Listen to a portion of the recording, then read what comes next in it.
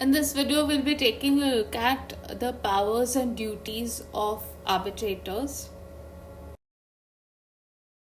So, before we dive into the topic on powers of arbitrators, which I'll be taking up first, I'd just like to mention that Section 11 of the Arbitration and Conciliation Act contains provisions regarding the procedure for appointment of arbitrators, and a person of any nationality may be an arbitrator unless otherwise agreed to by the parties. So the parties are free to agree on a procedure for appointment of an arbitrator or arbitrators. So let's take a look at what are the powers of arbitrators. So, as mentioned, arbitrators function just like a judge who presides over a case. So, the powers of an arbitrator are quite wide when compared to those of conciliators. So, arbitrators can administer an oath to parties and witnesses.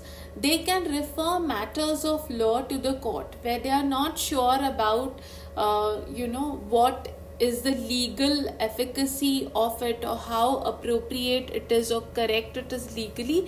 They can refer that matter or aspect to the court. They can make appropriate corrections in the award, supposing they have not followed the procedure properly or there is a mistake as to the legal aspect of how the matter was handled.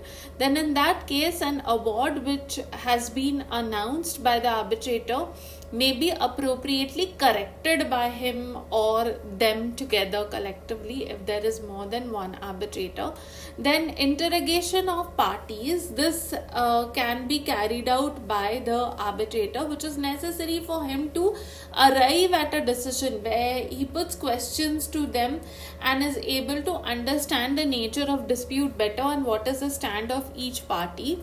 He's also has the power to award interest on any damages which are awarded to parties, so that the loss is mitigated, and to determine the payment of the award, how it will be made, in how many installments, what is the mode, all of that can be determined by the arbitrator.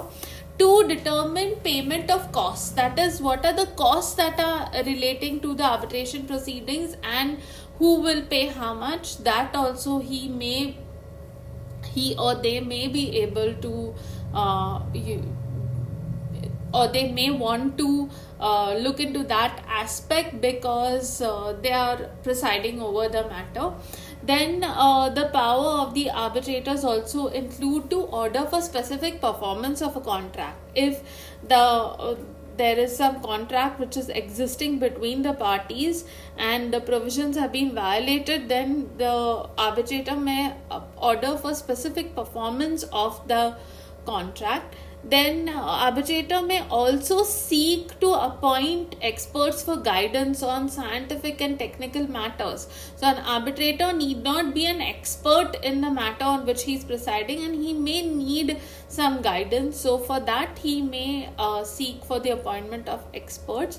Then to determine admissibility of the evidence. So whenever evidence is admitted by any of the parties concerned, there the arbitrator can decide as to whether that evidence is admissible or not. To determine in case one of the parties is deceased or during the proceedings, or during the course of proceedings, then the arbitrator can determine who is the rightful legal heir or representative of the deceased party. And the arbitrator also has the power to order parties to take interim measures.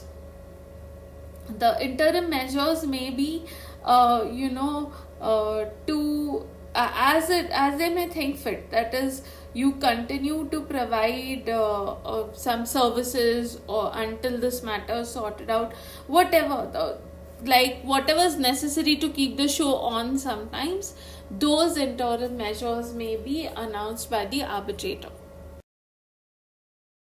Next up, we'll take a look at duties of arbitrators. Now, as I mentioned that arbitrators function just like a judge does in the court of law. So it is a duty of an arbitrator to function in an independent and impartial manner. So he should take independent decisions without being coerced or influenced by anyone. He must be impartial. If he has any personal interest in the matter, then he must disclose it. An arbitrator must give equal opportunity to the parties so that they can be heard and they can present necessary evidence, supporting documents, all those things. He should give them an equal opportunity. It is his duty to determine place and language of arbitration if it is not decided by the parties. It is also his duty to decide how the proceedings will take place if in case the parties have not already decided that. The preference lies with the parties, but if they choose not to, then the arbitrator has to look into that aspect of it. Notice of hearing. The arbitrator has to see that adequate notice is given to the parties. The claimant gives to the opponent party so that the party is prepared and is able to respond to that. Necessary documents should be supplied to either party. It's a duty to see that if they need it, that those documents or evidences or copies of those documents are provided to the opposite party. It is the arbitrator's duty to act judicially because he holds a judicial position, and therefore he must act judicially, and he should therefore be professional with regard to deciding the place and language of the hearing, and give adequate notice to the parties regarding the time, date, all those things. Then to also as I mentioned that an arbitrator has to act impartially. He should never advocate the cause of any one party in the dispute. It is his duty not to delegate his work to anyone else. So he has to carry out the function of an arbitrator himself. He cannot delegate his authority to anybody else. At the same time, he cannot exceed the authority which is given to him. If, for example, he is his award relates to matters which are outside the scope of the agreement, the arbitration agreement, then it is liable that such matters would be set aside. Then it is his duty not to use his own personal knowledge in a particular case unless he is authorized to do so.